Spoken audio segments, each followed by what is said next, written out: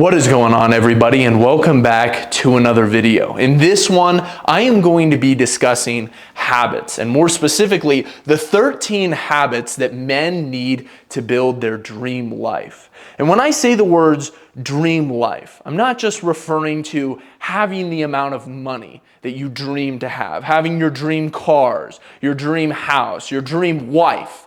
Living your dream life means living in congruence with the values and the principles that you hold. Understanding that you have a mission and a purpose and that you need to seek alignment with those things in order to be fulfilled. Now, habits are the foundation on which your life is built. And if you have a shallow or weak foundation, it destroys your ability to build further. You will have a small, weak, unstable building.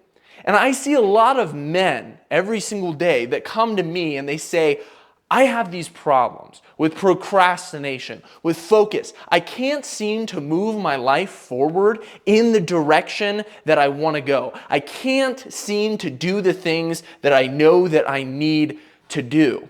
And oftentimes they think that there's some sort of magic that I can immediately either tell to them or some magical thing that they can do that is going to automatically fix this problem. But that's not the case. Oftentimes you need to go all the way back to the roots and relay the groundwork for success. It takes a long time. Oftentimes, it means unlearning so many of the things that you have learned over decades of your life. Our brains develop neural pathways that we continue to use over and over and over again. We have to go back and carve out new ones and train ourselves to use these new pathways in order to actually stay focused, be successful, and stay productive. We have to go back to the foundation. We have to go back to the roots. And this can be an incredibly painful, arduous process. But before we get into the habits, I want to tell you that a main theme that runs through all of these is implementing adversity. Because the truth is, the modern man has it far too easy externally. What does that mean? It means that our lives aren't as challenging as they used to be. And when you're worried about survival, when you're worried about the next meal that you are going to have, when you're worried about finding shelter, you know what you're not worried about? What's going on inside of your head? What's going on with your feelings? And so the modern man today struggles internally because of lack of struggle externally. All right? And so when you are going through these habits, understand that implementing more adversity into your routine, into your habits, is one of the main keys that is going to allow you to focus, to become more productive, and ultimately move yourself in the direction that you want to go. And I also want you to understand that every single time you implement a habit, a vice is replaced. And there are many of these habits that I want to talk about, not only the habit itself, but what happens if you don't implement a habit like this. A vice is going to take its place. No space is going to be left completely empty. You can either fill it with virtue or you can fill it with vice. Number one of the most important, crucial habits is going to be waking up early in the morning, all right? And this goes along with prioritizing sleep because the productive man understands that sleep is willpower. You may notice that as time goes on throughout the day, you start to get decision fatigue. You start to not do as much the things that you know you need to be doing. Usually later in the day, people tend to get less productive. They start to get more distracted. They start to adopt routines and activities later in their day that involve consuming. sitting there and doing nothing, involving themselves with things that are dragging them down, and ultimately falling into vice. Every single morning when you wake up, you are at the peak of your willpower. You have hopefully slept well, you have hopefully prioritized your sleep, and your routine starts with your rising, and it starts the night before with your setting, which is why going to bed early the previous day is also so incredibly important. Now, what's the opposite of this? The opposite of this is you get carried away, scrolling on your phone, watching TV shows, trying to soak up as much dopamine as you possibly can before you have to start the next day. You start pushing it off. As you can see, we often have procrastination so deeply embedded into our routine that it has become part of our habits. We are habitually practicing procrastination, not going to bed at a certain time, not waking up at a certain time. Think about that for a second. Not only are you somebody that has not practiced good habits, but you have let things like procrastination become a part of your daily routine. Number 3, filling up the empty space in your life.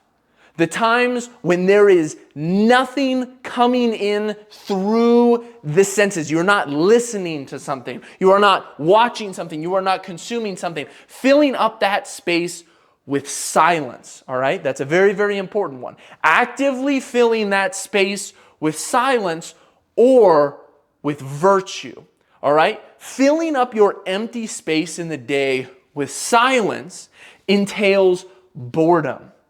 There is a healthy amount of boredom that needs to be there in every single man's life, because what it does is it creates original thoughts and it encourages creativity.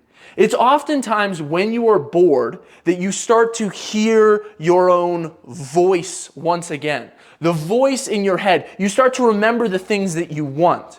Do you remember how creative you used to be when you were a kid? You could picture kingdoms. You could picture space inside of your head so vividly like it was real. That's because as a kid, you had plenty of boredom. You were alone with your thoughts. You were alone with your head. And now we have so many different things. Stimulus through the eyes, through the ears, through the senses, the taste, the smell, all of this type of stuff. It is distracting us from our ability to hear our soul. Filling up your day with virtue involves educating yourself. Specifically when it comes to the Bible, it comes to reading things that are nourishing your soul. And what exactly is the opposite of this habit? It's letting other things seep in. It's listening to things in the morning that are giving you a hit of dopamine. It's trying to scroll or distract yourself as soon as you wake up in order to avoid hearing the voice inside of your own head. Number 4 is going to be fueling your body properly, or not consuming what is desirable rather than what is actually nourishing to your body. And what's the opposite of that? Well, most people don't fuel their body properly. Most people treat their bodies like garbage. The temple of the Holy Spirit is being treated like garbage. When you fuel yourself properly, you have the energy to sustain your willpower throughout the day and give yourself more time and energy for the things that actually need to be done, because the things that actually need to be done are the harder things to do. So you need to make sure that what is going into your body is fueling your decision making. Number 5 is going to be pushing the body. I specifically do this 1 to 2 hours every single day. Whether it's cardio, whether it's weight training, no matter what you want to do, you need to push your body to the limits. that external difficulty will relax the mind. You will notice that you stay more focused throughout the day when you are also moving the body consistently throughout the day. This means getting steps, being very active. This is something so many people don't do. They sit all day long staring at a screen or staring at a page in a conference room under fluorescent lighting. When you are not moving your body throughout the day, you will notice a massive decrease in your productivity. Your body, your mind, and your soul all go together. And if the body is not being used appropriately for the things that it was created for, you are leaving out a massive part of that equation. Number 6 is going to be practicing thought control. Now, I want you to think of your mind as a pit bull that you have to walk every single day, or you can be dragged around by it. It takes difficult, focused effort in order to check the thoughts that are running through your mind on a daily basis. When you do not actively check your lustful thoughts, your envious thoughts, your slanderous thoughts, your unhelpful thoughts throughout the day, it spoils the present. It spoils the current moment. It makes you think, wow, wouldn't life just be so much better if I had that woman? Wouldn't my life be so much better if I had that car that that other person has? Wouldn't my life be so much better if I wasn't this way? It's ruining your present. And the present is a gift. It's meant to be enjoyed. So practicing making sure that the thoughts that are running through your head are helpful thoughts.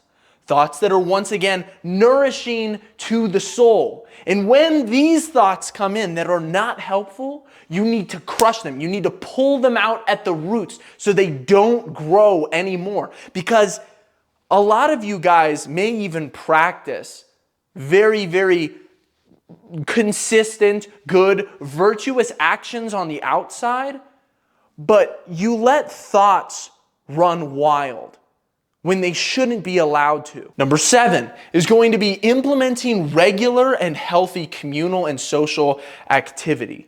Who are you spending your time around?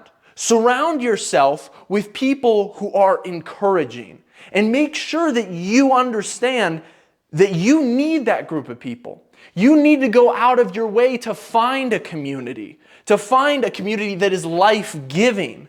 Because that takes active work. It's not easy to do this. Go out of your way to go to a church. Find some sort of group of guys with other virtues and principles and values that align with yours. Because you are a communal being. You're created by a God that is communal, 3 in 1. So make sure that this is a regular part of your routine. Number 8 is going to be prayer. And the most practical reason why I say this to the people that maybe don't believe in a God, there is still value behind prayer. Because when you pray, you practice submitting and handing over, whether it be to God or whatever higher power you believe in, whether it's the universe, you practice handing over what you cannot control. One of the most important aspects of life is understanding that there are some things that are out of your control, but it's not worth dwelling on them. You need to hand them over to something greater than yourself and understand that there is a purpose behind everything. And everything is happening for a purpose, even if you may not see exactly why it is happening. For me, this means praising my Creator. Asking for specific things, asking for wisdom, for health, for growth. It sustains me. Number 9, practicing presence.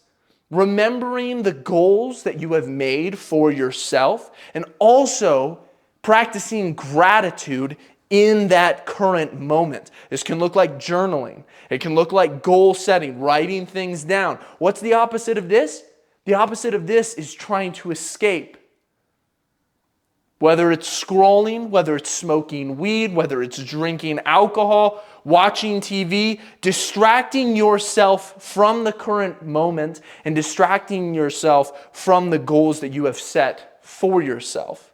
Number 10 is going to be working towards your mission. All right, I want you to ask yourself, when you go to work, if you work a 9-to-5 job, if you have a boss, are you fulfilling the potential that God has given you? Because if not, there's a large amount of your free time that should probably also be spent working. I think this is the case for most people. I think a lot of free time should be spent working. I don't think we as men in today's society work enough.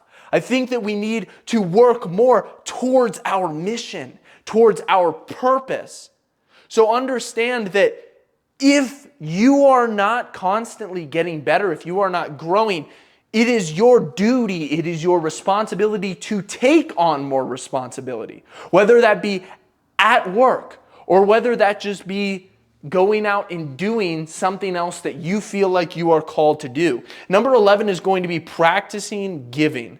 Because the truth is, when you give, it refreshes the soul and it always comes back to you. God says, test me in this in the Bible. He says, give me the first fruits and I will open up the floodgates of heaven for you. It's the one time in the Bible when God says, trust me with this. Test me with this. I will open the floodgates to you. So practice giving. Whether that looks like money, whether that looks like giving your time, giving effort, practice blessing those who aren't as fortunate as you. And that helps you appreciate your life. It helps you appreciate the present. Number 12 is going to be learning something new and practicing action. All right, practicing what you have learned, putting it into your reality, putting it into practice. Because the truth is, there's so much to be learned. As a man, I can think of 20 different things that I know nothing about, that I want to learn more about, but the truth is, it takes time. It takes effort to go out to learn these things, to do them, and then implement that knowledge into your life. Learning gives you life. It shows you that, hey, you're a character and you've got an open map. There's so many other things that you can be focusing on in this world, especially in today's society. You have access to so much different information. Go take advantage of it. Number 13 is going to be seeking wisdom from those that have gone before you. I regularly try to find people in my life that can pour into me. People that can give me advice on certain situations that I'm in, certain problems that I'm running into. Understand the amount of value that you can get from others, the amount of wisdom that you can get from others when you seek it out. And these are the last two things that I'll leave you with. How you do anything is how you do everything. So your habits that you practice on a daily basis will reflect in the product of your work. And the last thing, he who is faithful with a little will be faithful with much. And he who is unfaithful with a little will be unfaithful with much. As you build up trust with yourself, as you start to know that you are somebody who can make commitments and keep them, you will start to develop confidence. So practice faith with the little things so that when the big things come, you will be faithful with them as well. If you guys enjoyed this video, make sure to drop a like down below. Drop a singular thumbs up in the comment section if you watched all the way through to this end of the video, because if you did, you've got a great attention span. I want to give you props for that. I'll see you guys all in the next one. Peace.